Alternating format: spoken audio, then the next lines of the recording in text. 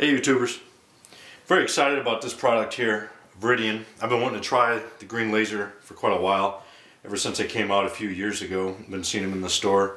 They look pretty impressive. Finally got my hands on one. Just to show you what's in the box here. Look. There's the laser. Comes with a couple of Allen wrenches, battery right here, which I've already installed.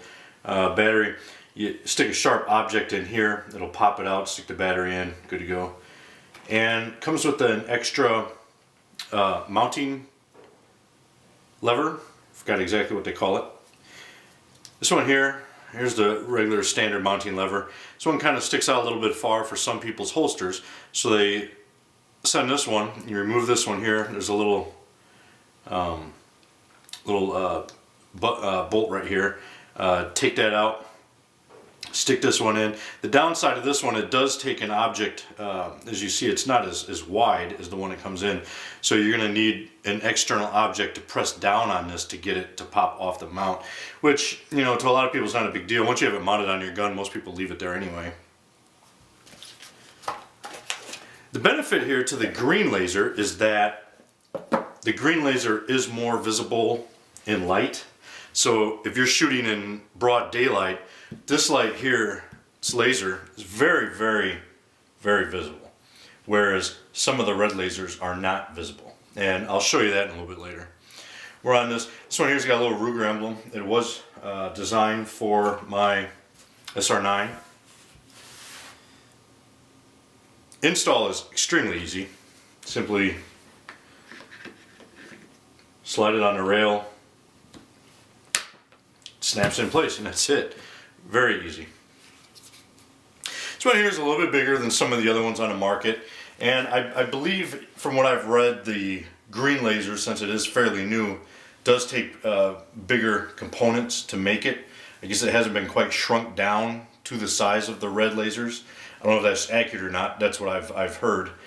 And this one here, here's the on-off switch, is right here. On. Press it again, it's off.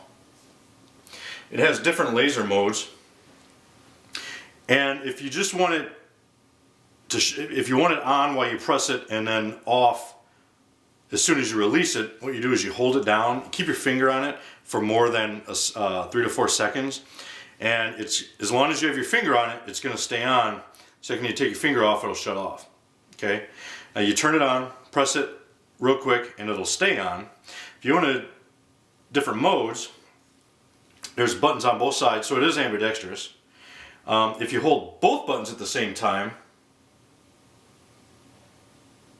and then release, you'll see different modes. There's a flashing one, a little bit quicker, a little bit quicker yet,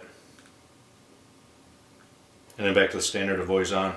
Now the benefit to this is if you work in a tactical team and you have 4 lasers, each one has a different laser, so when you're sighting a target, you know which one's yours by how rapidly it's pulsating. So now, like I was saying, the green laser is more visible in daylight. I do have light in here, but it is not quite as bright as what it is out on the range. But let me show you, just to give you an example. There's a red light, and then here's the green light. It's extremely bright. Much more bright. And you'll see it also, even in darkness, you'll actually, depending on the conditions, how clear the air is, you'll actually see the laser go from your handgun to the target. I actually blew a little bit of baby powder in the air in my room the other night, and it was really cool looking. Kind of looked like a laser from Star Wars or something. But it is much brighter, and it's good in dusk conditions, like if you're in the woods or something like that where it's a little bit darker. Even in those conditions, it's much more brighter. So, and that's one thing I really like, because I went to the range a couple of weeks ago and the light was so bright, and I had a red laser. I couldn't even see the target. I could not see the laser on the target. With this green light here, that's not an issue at all. Haven't had any problems with that, so I definitely like that. So I took it to the range, shot very well. I realized I need to work on my trigger pull. I have a fairly smooth trigger pull for the most part, but with the laser, it really brings out, if you have any deficiencies in your trigger pull, it'll come out, especially if you slow down the video and watch it in slow motion. And with this handgun, I didn't have as much a problem. One of my other handguns with the single action trigger pull, long trigger pull, right at the last second before the trigger broke, you'll see it pull. And it does happen with this. And also another thing I realized is I drink way too much coffee. So when I'm shooting and it's downrange, it's very shaky. So need to cut back on the caffeine a little bit. Anyway, this here's the green laser from Viridian. I'm very impressed with it. I really like it. One downside, I guess, if and it depends on your applications. Because of the size, this is obviously not going to be a concealed carry laser. I mean, you could, if you can conceal carry, if you have a coat, if you're a cop, whatever. If you're concealed carrying a larger handgun, I guess like this, it might be fine depending on your holster.